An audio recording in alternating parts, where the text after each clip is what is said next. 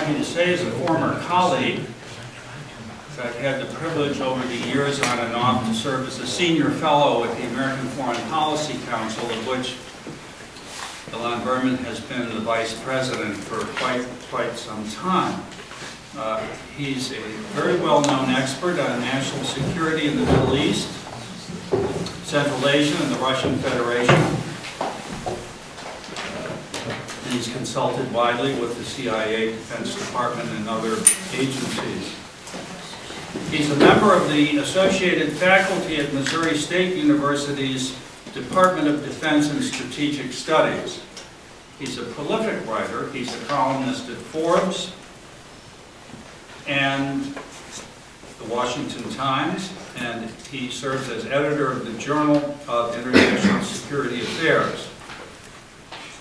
Just to give you a little sample, on March 1st, in Forbes, USA Today. You have so many venues, it's hard to keep up. Titled, Iranian, quote-unquote, moderate victory, anything but. Also on March 1st, U.S. News and World Report, an ominous election in Iran. Less than a week before that, Iran's Eurasian adventure, foreign affairs, etc.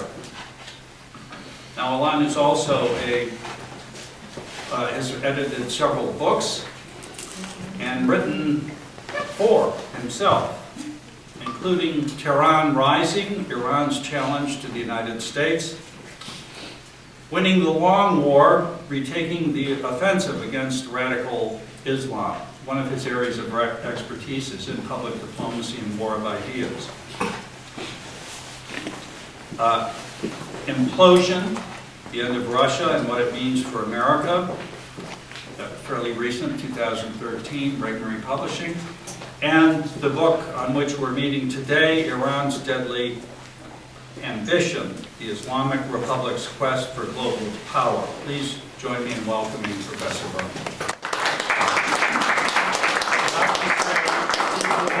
It's available for sale and for Ilan to sign for you after the talk. Thank you. And by the way, feel totally free to reserve judgment about whether or not you want to buy the book. I think it's important to know what I'm selling first. Thank you, Bob. This is wonderful. I gave a book talk on my Russia book a couple of years ago here. It's always nice to be back. It's always nice to see a lot of old friends and sort of friendly faces. And I see a couple of bona fide Iran experts in the audience, so I'm going to have to mind my P's and Q's as I walk through this, but I think I'm going to be okay. So I'm a recovering lawyer. It's a lifelong process, but it requires me to say that everything Bob said is correct, but I don't represent the views of the government. I represent a private nonprofit institution called the American Foreign Policy Council. We were privileged to have Bob as one of our senior fellows before he moved on to bigger and better things.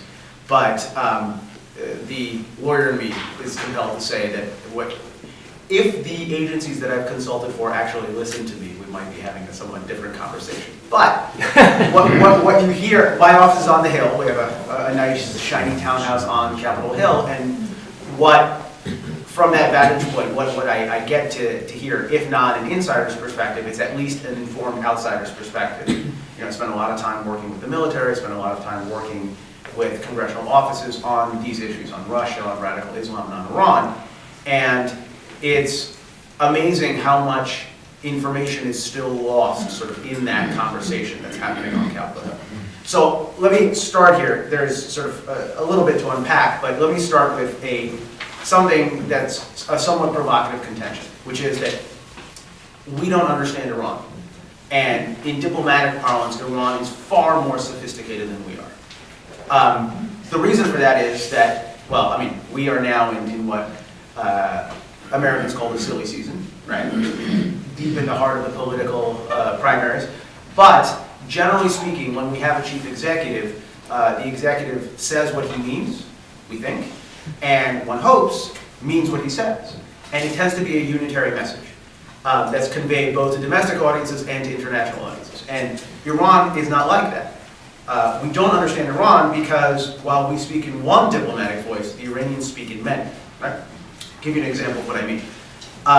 The last 2 years have seen the mainstream media and the Obama administration fixate overwhelmingly on this language of pragmatic arms control that's been coming out of the Iranian regime, right? The idea that the nuclear deal is a possible commercial transaction, it's a pragmatic transaction.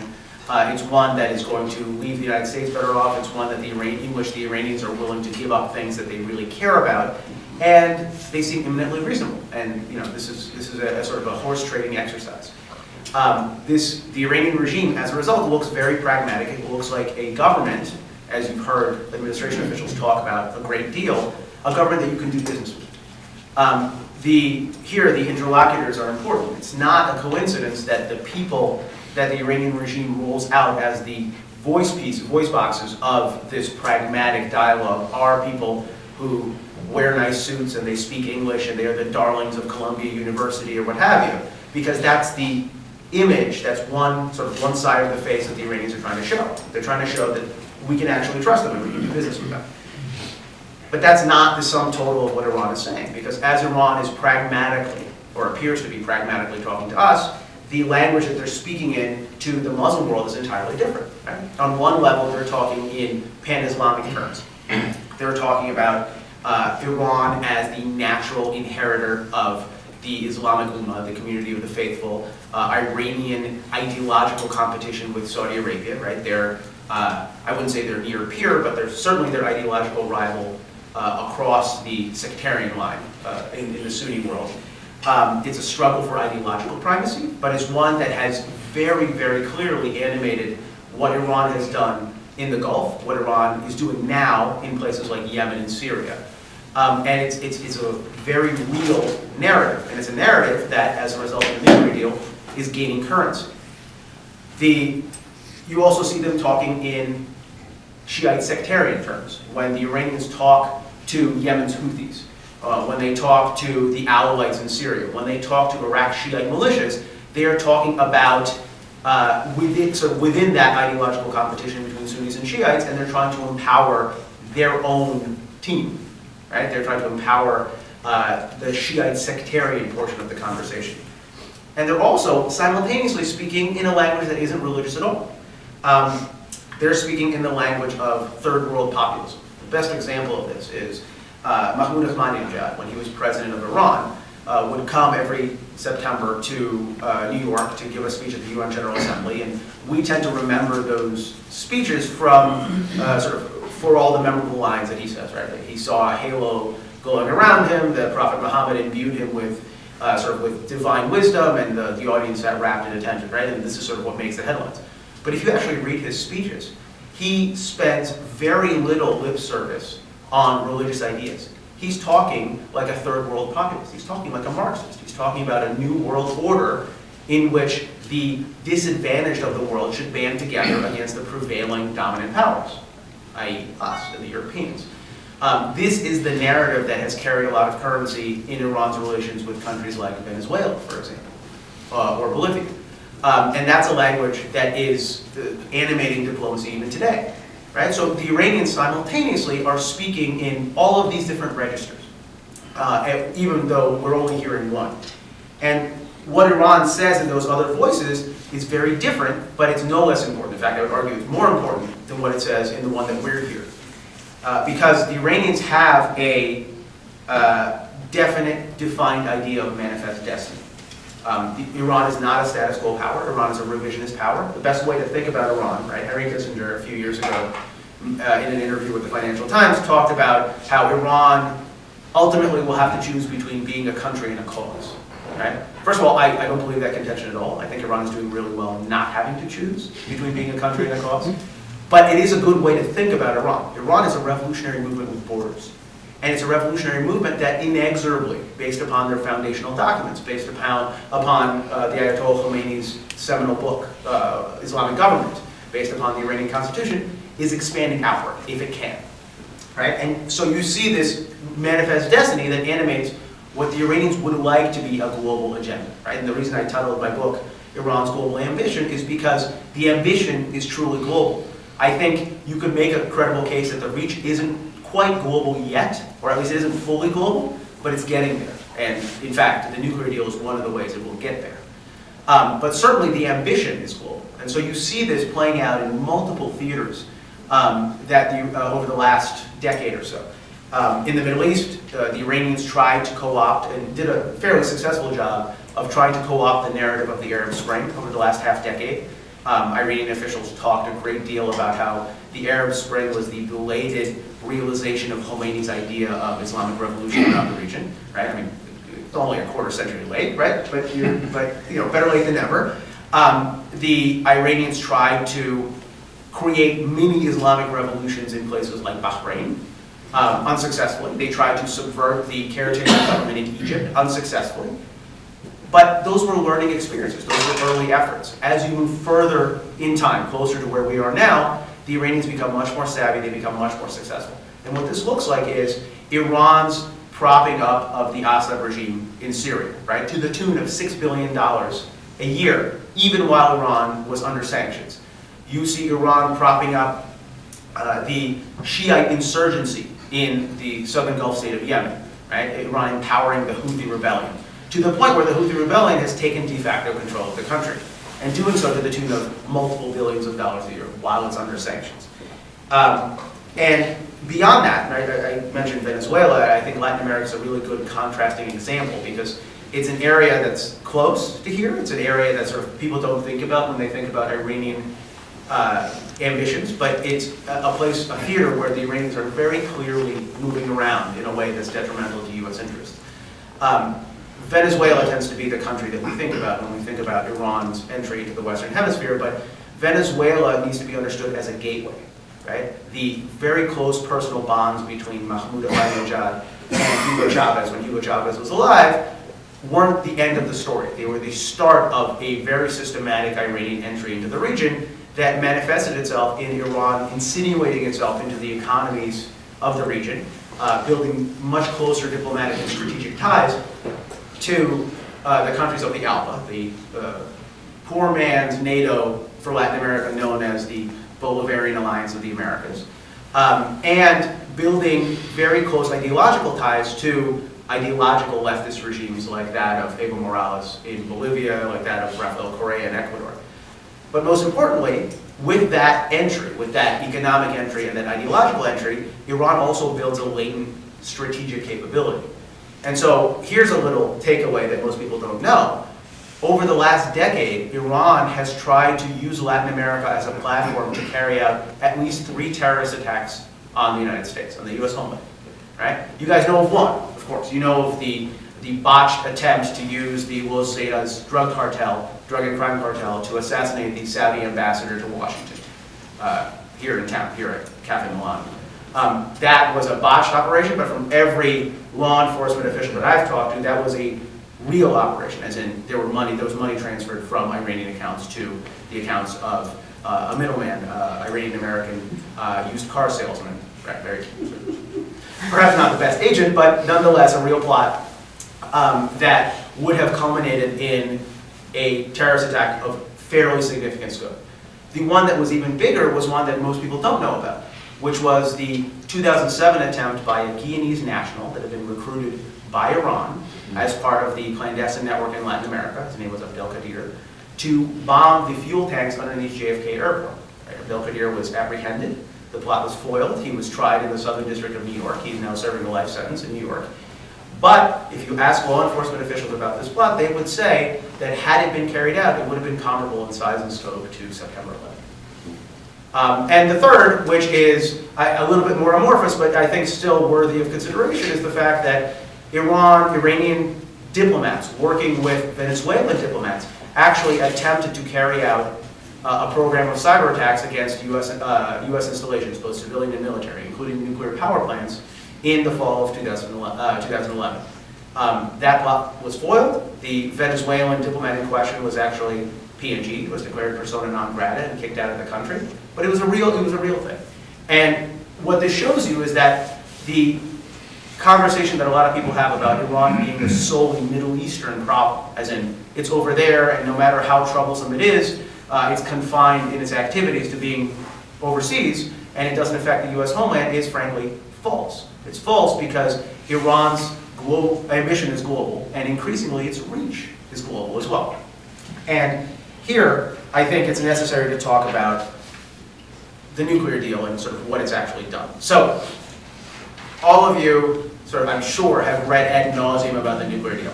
And if you, I don't know how many of you are lawyers, but if you're a lawyer, you have this strange compulsion to actually read the text of the agreement. It's a silly thing. A lot of our elected officials don't do that. But if you have read 159 pages of the JCPOA, and by the way, it's an enormously effective cure for insomnia if you do.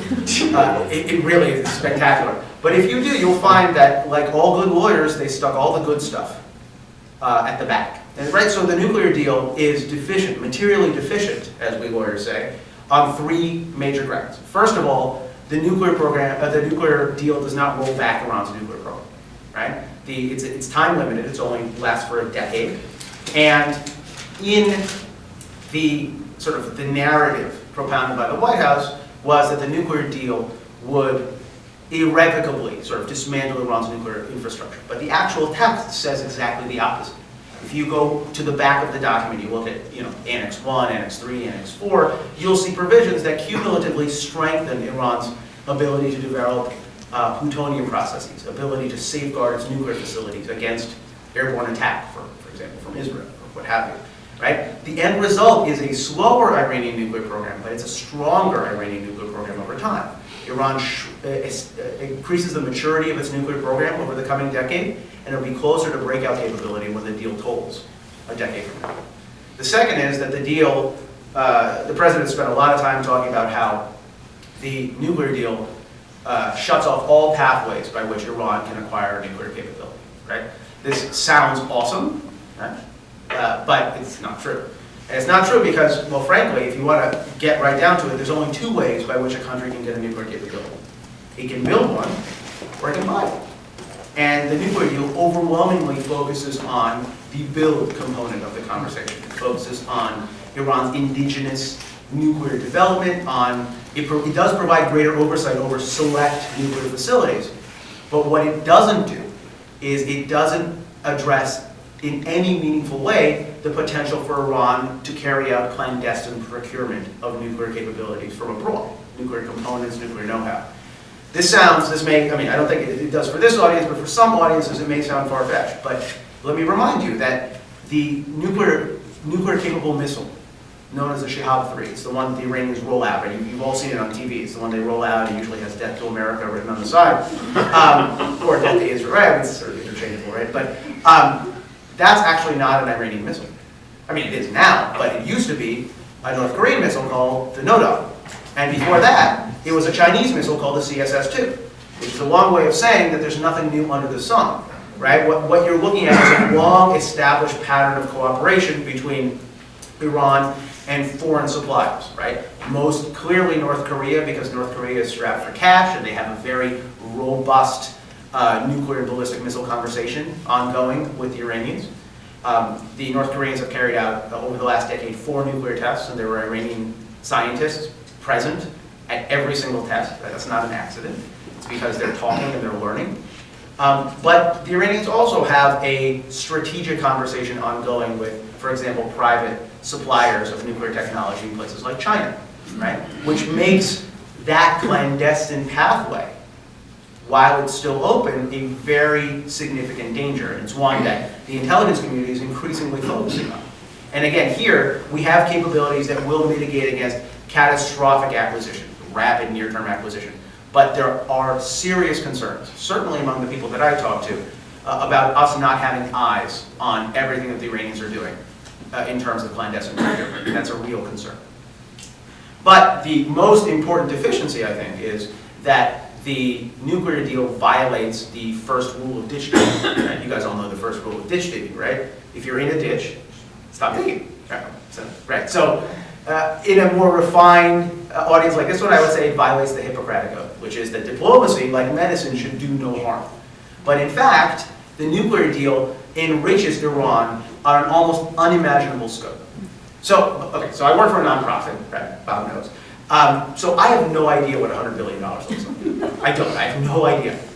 but I do know what it looks like to Iran. In 2014, Iran's annual GDP was $415 billion. So what you're looking at is a deliberation of cash equivalent to roughly a quarter of Iran's annual economy.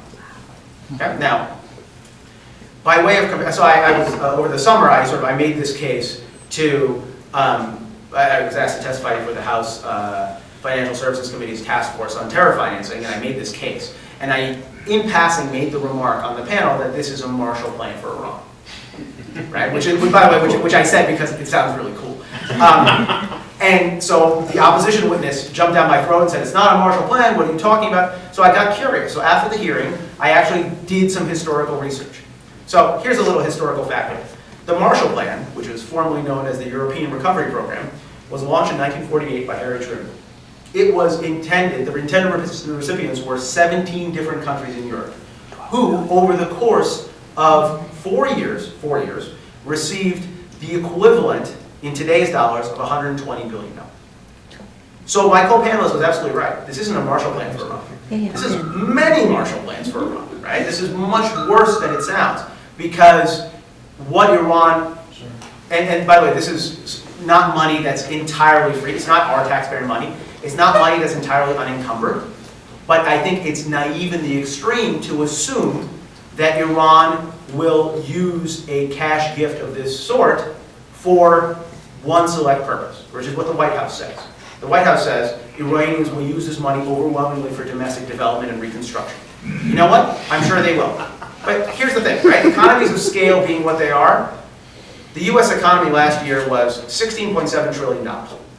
So the equivalent amount would be as if the United States received access to 4.2 trillion extra dollars in the near term, right? Almost immediately. So what does that mean? If somebody were to tell you that America just received a gift of $4 trillion, and America's only going to use it for one select thing, you would say that's absolutely not true. America will use it for everything, because the cash gift is so large that it obviates the need for Iran to make hard choices. And that, I think, is sort of the fundamental flaw of the deal.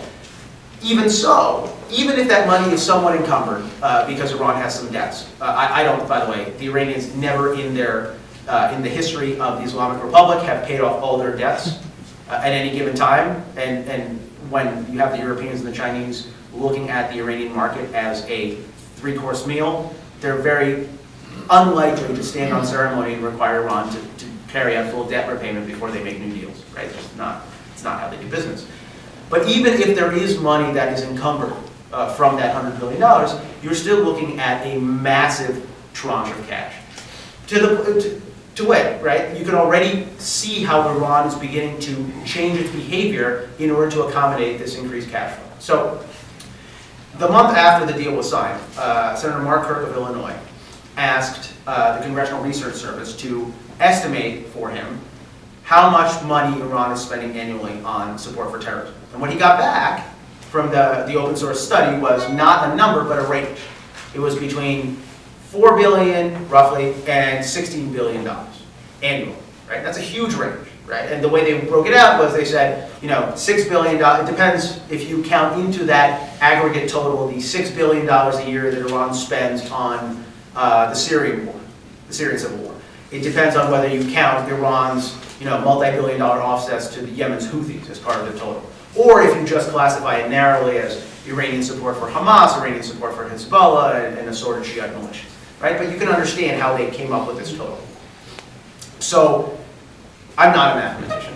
I am in the process with my son of flunking 7th grade Common Core math. So, I was not good at it the first time, but it's much harder the second time, and I don't know why. But even I can figure out that if Iran spends just 10% of this cash infusion on the support of terrorism, you're looking at a doubling or a trebling of Iran's terrorism budget, right? So if you like what Iran is doing now, just wait, because statistically speaking, Iran is not going to have difficulty expanding dramatically the scope of its activities. In fact, there are terrorist groups that are planning precisely that. If you are like me and you read strange papers in the Middle East, you'll find that the officials of a small Palestinian terrorist group called the Palestinian Islamic Jihad which is a wholly owned subsidiary of the Islamic Republic, have actually been traveling all over the Gulf and to places like Egypt trying to acquire arms. Which seems funny because last time I looked, the Palestinian Islamic Jihad didn't have a lot of money to spend on buying arms from foreign sources, except they think they do. And the reason they think they do is because they're anticipating that there will be a trickle-down effect from Iran's newfound largesse in a way that's going to be, I think, very dangerous. You know who else is expecting this? The Israelis are expecting this. I was in Israel in the fall, and what the Israelis would tell you is they are facing down the barrel at an economic war of attrition. What they're looking at is a situation where, in the near term, they're facing a growing threat of quantity. Not of quality, but of quantity. Meaning, the number of missiles that Hamas has, the number of rockets that Hezbollah has, is likely to increase as their coffers increase, as Iran's gifts become more generous. And that means that Israel has to spend more and more money to maintain the same level of security. Which is why, if you guys have been paying attention, the last several months have seen Israeli officials come with repeated frequency, or increased frequency, to Capitol Hill to lobby for additional offsets for missile defense, for example, and they're going to be doing it in the spring again, right? It's because they see themselves about to be locked into this cycle where they need to be spending more and more money to maintain the same level of security. It's not a very beneficial cycle at all. And then when the president seems to be a nicer guy, like Hassan Rouhani, we say, well, oh no, he's concluding a deal with us. But if it's true that the supreme leader has all the power and the president has none of the power 5 years ago, it's also true today. So the Michael Ledeen, the great scholar of Iran, always says that the way you know who's in charge is because his name says that he's in charge. He's the supreme leader, which I think is a really useful tool. But the supreme leader announced the Islamic Republic's 6th development plan. So like all sort of good authoritarian regimes, they have a long-term plan for development. This is their 6th development plan, 6th five-year plan. And that plan envisions an increase of the national military budget by $5 billion to 5% of GDP. Right? This was 2 weeks before the signing of the deal while Iran was still under sanctions. So let me ask you a question. Where did they think that this money was going to come from? It was going to come from diplomacy, right? They were banking against future returns. And you know who's benefiting from that banking now?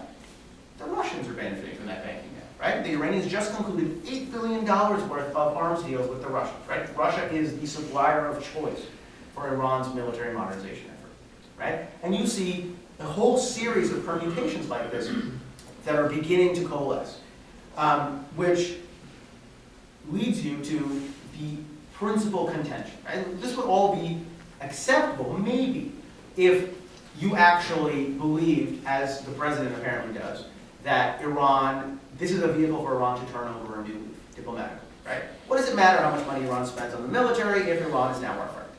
So the question really is there a peace dividend from the nuclear deal? So I would never say this, right, 3 weeks out, 4 weeks out, even though I have my suspicions. We're now 7 months out from the nuclear deal. So I think you can pretty colorably say that Iranian behavior has actually become much worse after the deal than it was before, right? The Iranians have locked themselves and locked us into this cycle of provocations, right? They've escalated their Cold War with the Saudis. They've carried out multiple ballistic missile tests in violation of UN resolutions. Why? Because they don't think anybody's going to enforce them. I think that's correct. They have carried out, very brazen seizure of American sailors, right? By the way, the Iranians have perfected, like the Russians have, perfected the art of being both arsonists and firefighters. The Iranians are very good at solving problems to which they have themselves, they have themselves created a problem. They are now positing themselves as the solution. So it's only with a little bit of irony that I look at our Secretary of State thanking them for solving a problem that they themselves created and worry that he might not be understanding sort of the dynamics of the problem. But that's precisely it. And this is the pattern of behavior that you see coloring those dynamics that you've seen over the last week or so, right? That Bob talked about in those articles that I wrote about the Iranian election, right? The mainstream media, if you've read the BBC, the Associated Press, the New York Times, what have you, you might be convinced that Iran has just had a Persian Spring, right? that reformists rule the day, and we now see a new moderate fix. If you believe that, I have a bridge to sell you. Because you just have to look at the numbers to understand how flawed this analysis is. There are 290 seats in Iran's unicameral parliament, known as the Mahdi's. There were 6,000 candidates for the Mahdi's that were approved by the Guardians Council to stand for the Mahdi's. But initially, there were 12,000. And 6,000 of those candidates were disavowed or disqualified by the clerical powers that be. So what you end up with is a carefully curated list that dictates that no matter who wins, it'll be okay with the supreme leader. They're sort of within the Jersey barriers of the ideological line that's approved by the regime.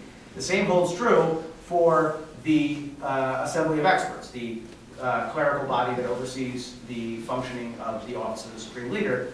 They're 4/5 of the candidates that initially petitioned to apply for a seat were disqualified, right? So the guys that were left, and by the way, ironically enough, Khomeini's own grandson was not deemed Khomeiniist enough to stand for the Assembly of Experts, right? So this tells you something about the ideological rigor that exists. And I would actually make the case that that ideological rigor is going to get worse over time, because the nuclear deal has done two things that are, I think, very dangerous for the Iranian polity. The first is they have shored up the legitimacy of the Islamic Republic, because as seen from Tehran, from the Iranian Street, the Iranian regime 2 years ago was very rickety in terms of its political standing. Right? We had succeeded in cratering the Iranian national currency, the rial. Unemployment, inflation was rampant. The Iranian regime was heading towards a very, very grim economic future.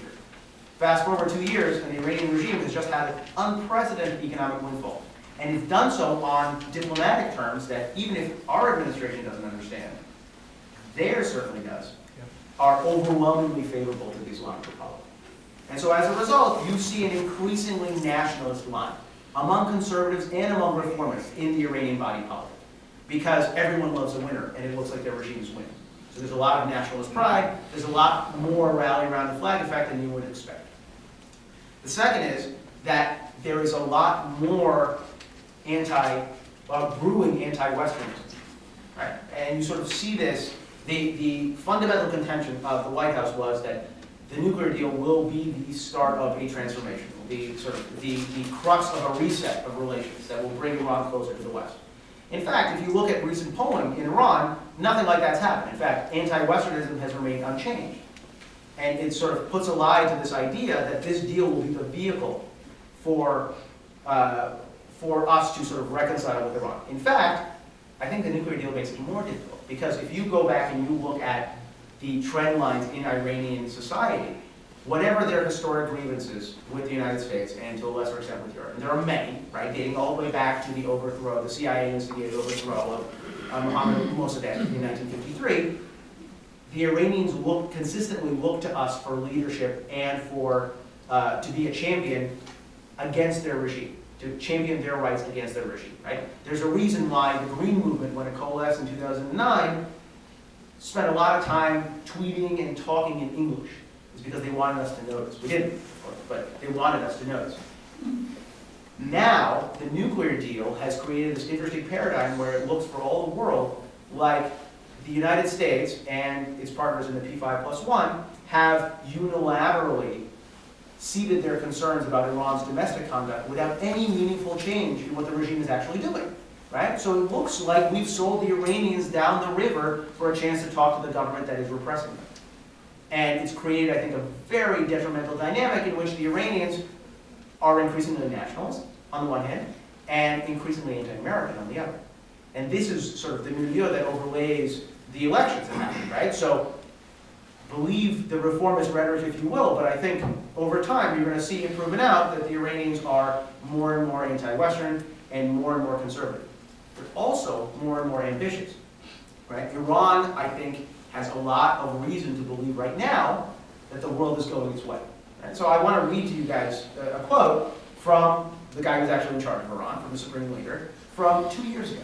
Right? In September of 2014, Supreme Leader Ali Khamenei addressed the Assembly of Experts. This is the the regime's premier religious supervisory body. And he said that the existing system was, quote, in the process of change and a new order is being formed. These changes are a mortal blow to the West and, quote, the power of the West on their two foundations, values and thoughts, and political and military, have become shaking and can be subverted, right? This is what the Iranian regime believed ideologically while it was still under sanctions, while it was still constrained, while it was still isolated from international markets, while our sanctions were still working, right? The situation today is that as a result of our diplomacy, the Iranians have far greater opportunity than ever before to make that vision a reality, right? They haven't been disabused of the notion that we're receding, but they've been given the resources to accelerate that decline. And I think that creates a very dangerous dynamic that the next administration, no matter who it is, right, we can certainly speculate about who it's going to be, but that's the dynamic you're going to be seeing, no matter who becomes president. An Iran that's on the march, an Iran that's increasingly ideologically rigid, and an Iran that is an existential threat to American interests and the interests of our allies. So, I'll stop there, guys. Thank you.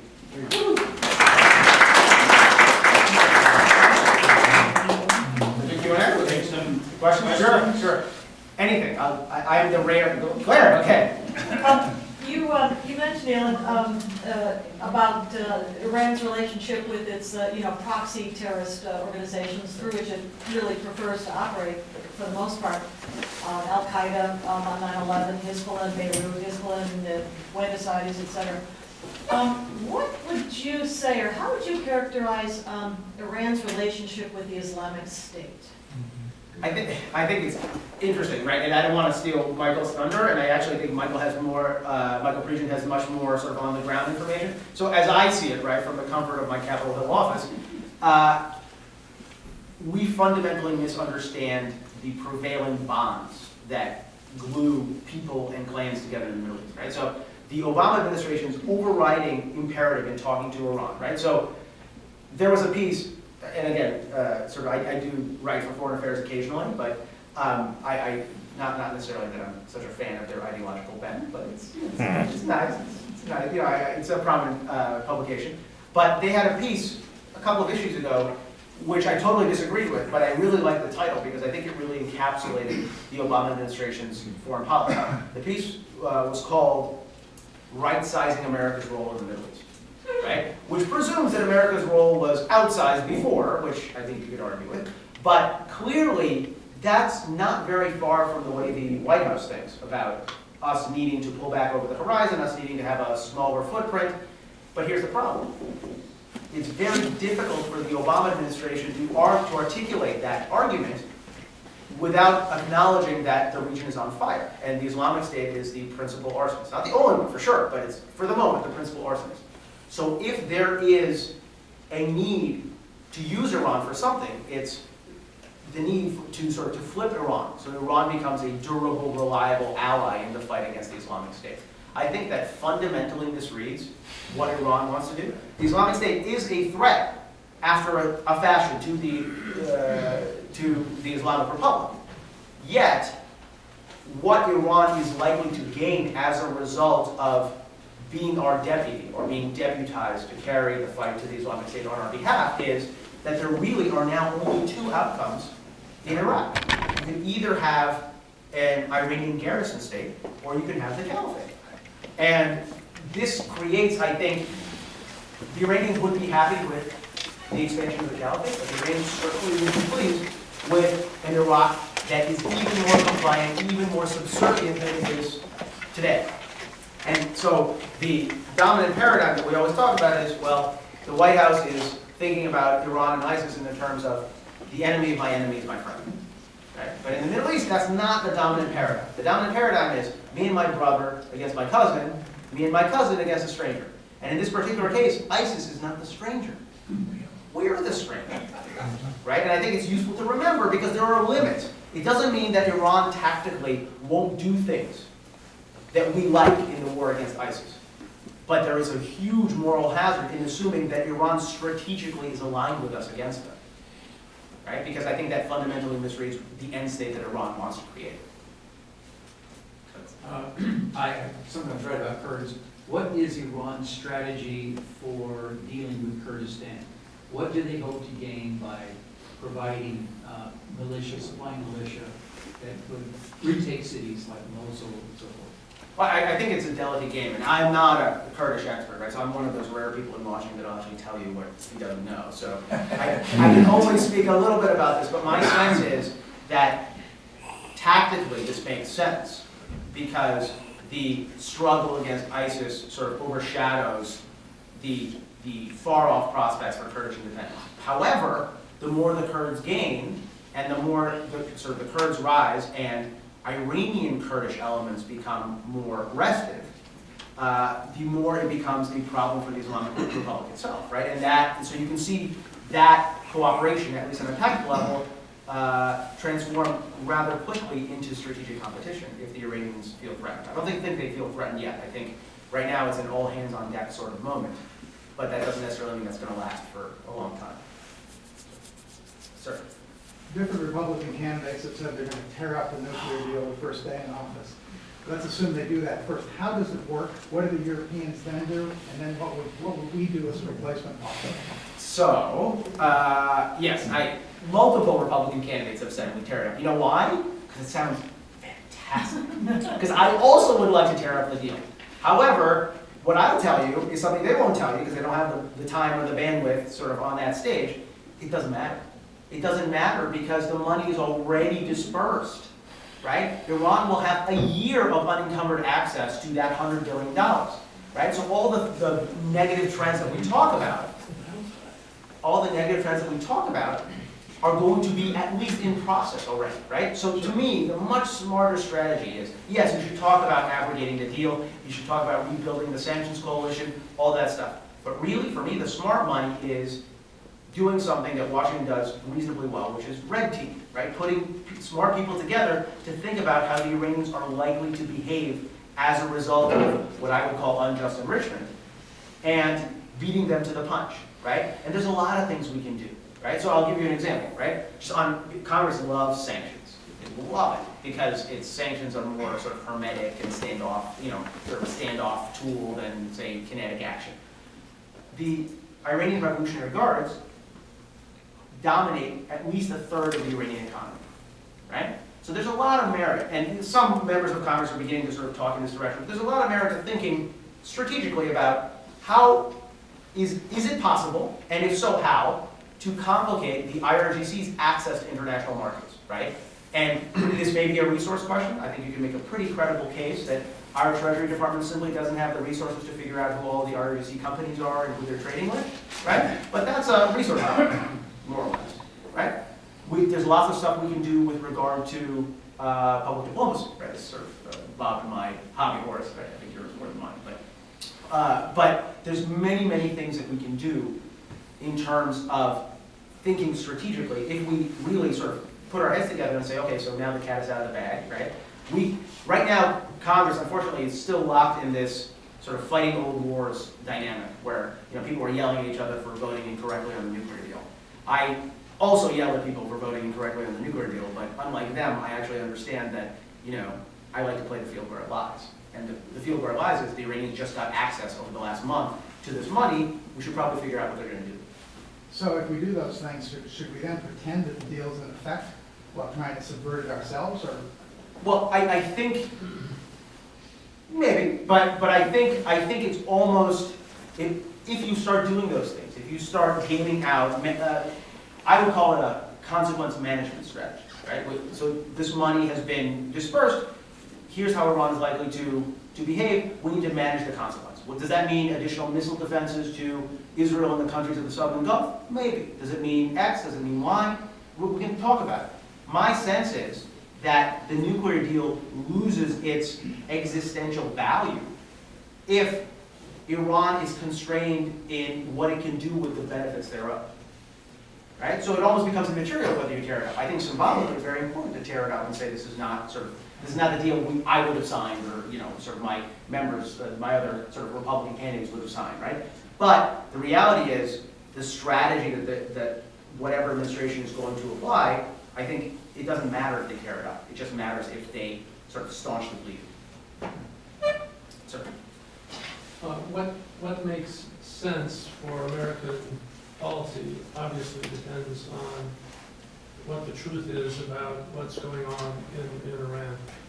And to refer to Iran is about as empty as to refer to America or Americans or a diverse group of people, they're a diverse group of people. My Iranian friends, both here and there, have a wholly different understanding of things. The Revolutionary Guard benefited from the sanctions because they were the ones that had the capability of circumventing. That's why they dominated a third of the economy, etc. So they opposed it vigorously. But according to my Iranian friends, the majority of Iranians embraced it because they want to get rid of this regime. They want to embrace the West. They were very pleased with the outcome of the election that you had a different interpretation of. Not that they see a spring blossoming this spring, but a gigantic step along a long road toward re-liberalizing the economy and embracing the West. So if that's what the reality is, you know, we can't know that that's the reality any more than we can know that what you described is the reality. If that's the reality, if that really is the reality, what would America's ideal policy be to encourage that very positive development of recovering Iran? No, I think it's a fair point, and you know, so because we can't know that they're correct, just like we can't know if I'm correct, I'm going to proceed as if I'm correct. But I would only point out that this isn't the first time this has happened in history, right? So if you go back to the late 1990s, there was a reformist, right, quote unquote reformist president named Mohammad Khatami who came to power. And he launched a program called Dialogue of Civilizations, which was not at all dissimilar to what you're actually seeing now in terms of rhetoric and in terms of programs that are being implemented by Hassan Rouhani and the technocrats that surround him. What you saw over time, though, was that that program had a lot more to do with increasing and enhancing the stature of the regime, the clerical regime, than actual trickle-down economic effect. So I think, right, the proof is in the pudding, and it is still too early. But having spent a lot of time looking at the Iranian economy and looking at how the IRGC dominates and overshadows and how the clerical institutions really sort of subvert the republic part of Islamic Republic, I find it very difficult to believe that this time is going to be different. In the sense that it doesn't mean that the regime isn't going to get stronger. I think the regime is already going to get stronger. What I have trouble believing is that for the first time in its, 37-year history, the regime is actually going to turn around and share that strength and share that trickle-down effect with the people, because they've never done it before. I would love to be wrong. I would love to be wrong, because my sense is, anybody that studies Iran is captivated by the fact, as you said, right, Iran is not a monolith. 2/3 of Iranians, 2/3 of 81 million people are 35 or younger. So think about what that means. The revolution happened 37 years ago, right? So what you're looking at is multiple generations that have no recollection of Khomeini, or most of them have no recollection of Khomeini, certainly no recollection of the founding ideals, right? So what they care about more is more tactile things. Can they interact with the West? Can they travel with the West? Do they have purchasing power? Right, all this stuff. Which is why, right, and again, this may be the first and last time in a public speech I ever quote Tom Friedman, but I will do it. Tom Friedman, a decade ago, was looking at this phenomenon in the context of sort of the ferment that was happening in Iran, sort of in the early part of the first Ahmadinejad term, and he called Iran the ultimate red state. He didn't call Iran the ultimate red state because he was spending a lot of time in Tehran, but he was called Iran the ultimate red state because he was looking at all these socioeconomic markers that suggested that the people were westward looking.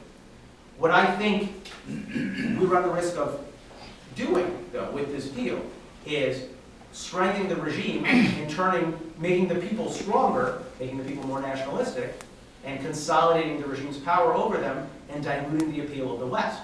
Because it looks like we don't have the courage of our convictions, or at least we're willing to barter them as a result of our concern over one aspect of Iran's world behavior. And I think, over the long term, that's going to come back and bite us, because by dint of demography, the Iran of 10 years from now is going to look very different than the Iran of today, because the clerical regime is going to die off. So my sense is that my money's has always been on the Iranian people. I am delighted that they're encouraged now. I would really like to do a little bit of stop motion photography because my sense is, I could be wrong, but my sense is a year from now they're going to be far less enamored with the perceived benefits of this. Well, you're talking about a lot of spending. I mean, clients all over the place. Hezbollah, Hamas, Islamic Jihad, Assad, Yemen. I mean, the list just goes on and on. And major investments in Russia, North Korea, and all while a third of it's going to the Republic Guard, et cetera. I mean, this is a capital-intensive strategy. And so, and I don't see any hiccups in it over the years when sanctions are strengthened, when the value of oil is cut by a fraction of itself. It seems like we ought to be able to reduce them to dirt farmers by subsidizing the shale industry, but they don't seem to be, they seem to be immune to it. I think to a point. What I think is necessary to point out is, right, so if you look globally at this rogue network that Iran has built, right, this is the plug. If you buy the book, right, you can talk about Africa and Asians or what they're doing, but what you'll discover is, historically, it's a poor man's network, right? Sudan is radical, but it doesn't have a lot of money. Venezuela is radical, but it doesn't have a lot of money, right? So the list goes on. One of the most dangerous potential dynamics that I see, because, as you said, it is a capital-intensive strategy, the Iranians, for the first time, have the ability to match ends and means. And so, for example, in Latin America, over the last decade, they signed over 500 agreements on everything from trade to agriculture, whatever. But with the exception of Venezuela, most of them were just promises. They were just signatures on paper, right? They weren't actualized. But what we could be in the throes of seeing is an Iran that moves from being a partner of these regimes, right, a cash-strapped partner, to actually being a patron of them. Right? And that creates a very different dynamic for global security, where all of a sudden Iran can be counted upon to fund a North Korean strategic project or whatever it is. Whether they will or not remains to be seen. But I worry about those black swans where Iran has the capability, it has the intent, we're just not watching them do it quite yet. But I think you make a point, right? So, by the way, this is, at least in part, the administration's argument for why why we had to do the deal, right? They were saying sanctions were failing, right? The Iranians still had money. From my conversations with foreign officials, what the administration did was functionally the foreign policy equivalent of what the Pentagon calls a self-licking ice cream cone, in which, right, so they posit a theorem, right, which is that the sanctions regime is failing. They act as if that theorem is correct, and then everybody else begins to believe it, and they also start acting like it, and then they can turn around and say, hey look, sanctions are failing, right? My sense, you're never going to get a sanctions regime that's hermetic enough to prevent the supreme leader from having gas for his car, or whatever, right? Sanctions aren't built that way. But sanctions were doing, certainly at the tail end, when we started doing macroeconomic structural sanctions that targeted Iran's central bank, were having a material effect on the Islamic Republic. And I would make the argument that we didn't wait to see the depths of how much money we could leach out of the Islamic Republic as a result of the economic pressure. The administration preemptively started these negotiations. It would be as if, my son plays soccer, so it would be as if, in the the third or fourth quarter of the game, his team was winning so handily that they decided to sit out the rest, right? Because we had the advantage. We had the home field advantage. We were really beginning to bleed them in a way that we really hadn't before, right? Because we were seeing material effects. And we decided to abdicate that superior leverage in favor of diplomacy. So my sense is, you're right, but I'm not sure that we followed that train of thought to its logical conclusion and actually witness whether or not we could bleed them in earnest. Is Iran becoming more and more, I know they're anti-Israel, but is it getting worse, and do they have the means to be more hostile and threaten Israel more now than ever before? So I think that's an interesting question. I mean, if you flip that question on its head, meaning do the Israelis perceive them as being more of a threat now, right? Israeli opinion is sort of notoriously multifaceted, right? You'll never get two Israelis to agree on anything, right? And the Iran deal is the same thing. You have a minority of national security planners who say Iran is the one big existential threat. And so we've deferred that. We may have deferred it for more than 10 years, but at least 10 years. We've sort of taken it off the table. We don't have to worry about Iran's nuclear program. Everything else is sort of manageable, right? We can manage Hezbollah, we can manage Hamas, we fight these wars, right, every 2.5 years or so. We can do it. But the vast majority of, for example, defense planners, the folks that do missile defense, they're looking at an Iran that even if Iran isn't directly more hostile, Iran's ability to empower hostile elements on Israel's periphery has increased dramatically as a result of the nuclear deal. So by default, Iran is a bigger threat. And so that's sort of what they're trying to work through, what they're trying to grapple with. It doesn't mean that Iran is going to overtly act more aggressively.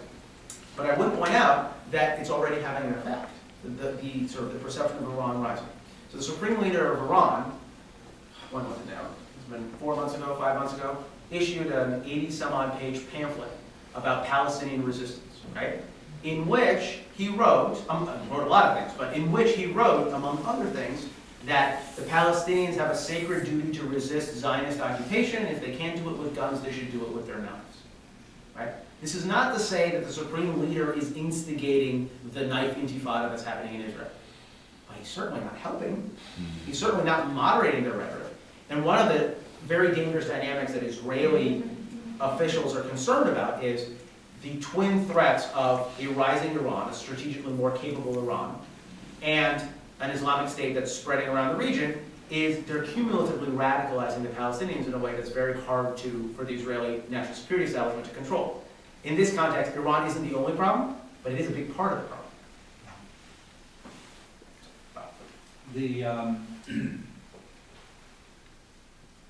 Just to add to one of your answers, it appears that when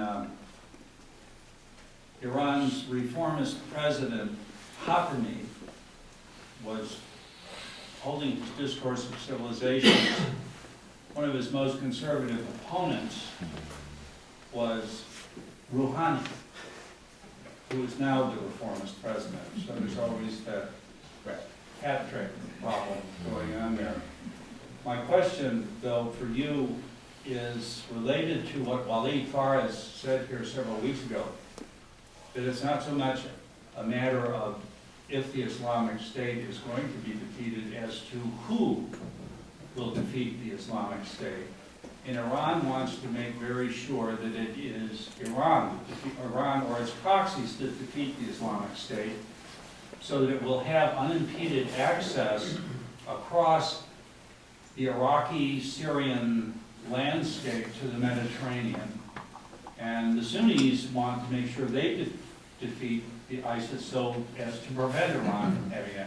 Do you think that's accurate, number one? And number two, if it is, what can the Sunnis really do about it with Russia in the picture and et cetera?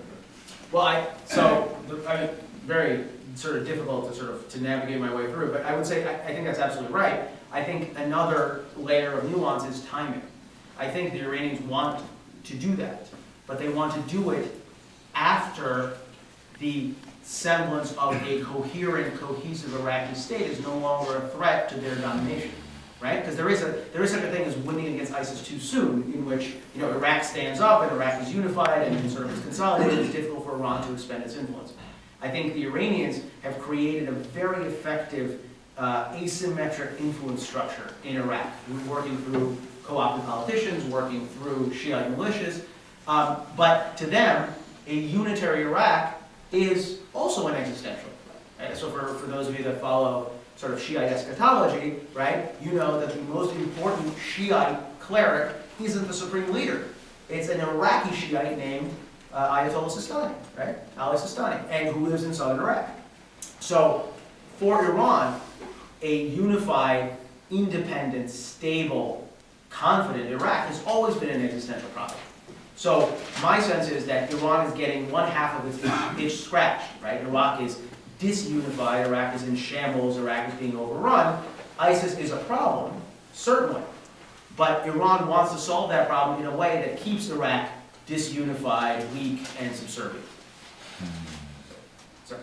Guy told me when he drives from Baghdad to the Kurdish capital, there's a checkpoint, and you have to have like a passport.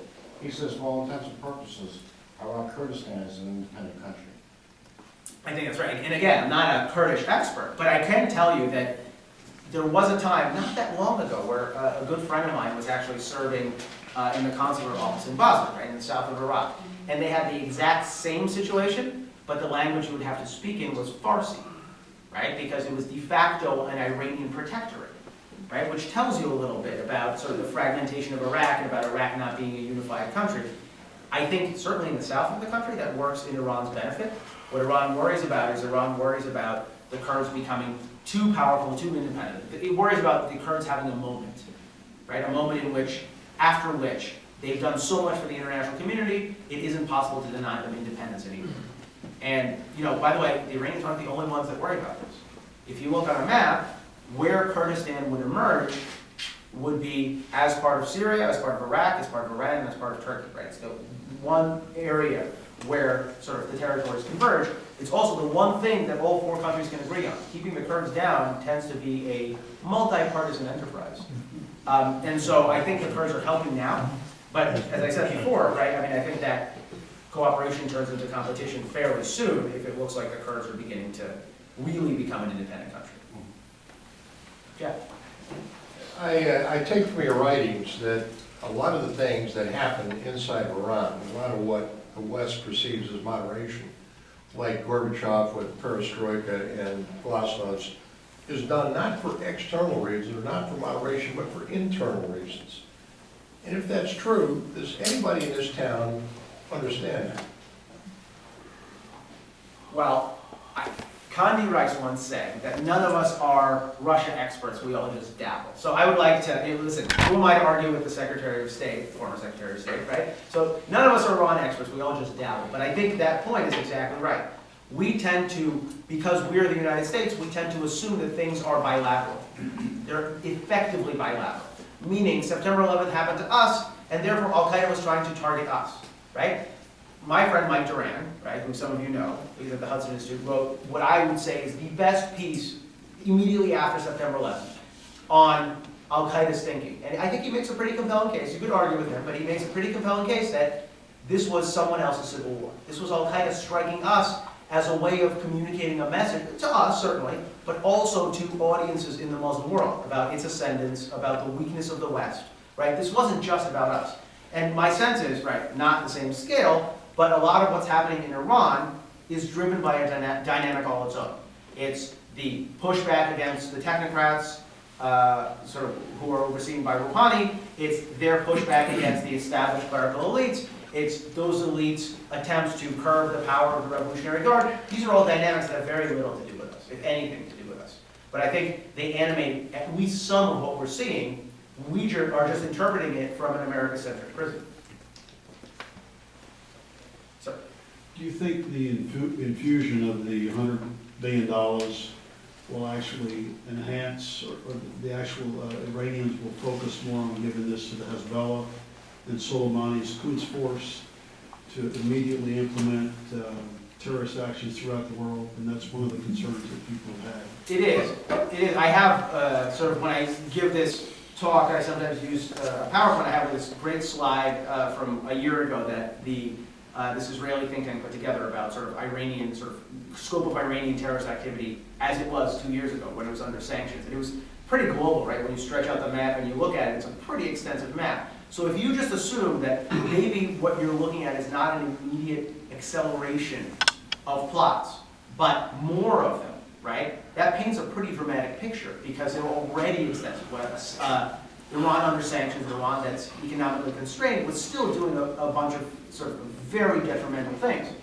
Stuart Levy, who was the former past Treasury Undersecretary for Terrorism and Financial Intelligence, made the comment a few years ago that Iran, right, at the height of sanctions, had a 9-digit line item in its budget for the support of international terrorism, right? So even if a very small fraction of this $100 billion actually finds its way, right? I'm not here to tell you that they're going to spend all of it on terrorism. I don't think they are, right? But even if a very small fraction is spent that way, that 9-digit line item becomes a 10-digit line item, and that's a sort of an expansion in qualitative and quantitative scope. So I think that's certainly something to worry about. Great, Ilan, thank you very much.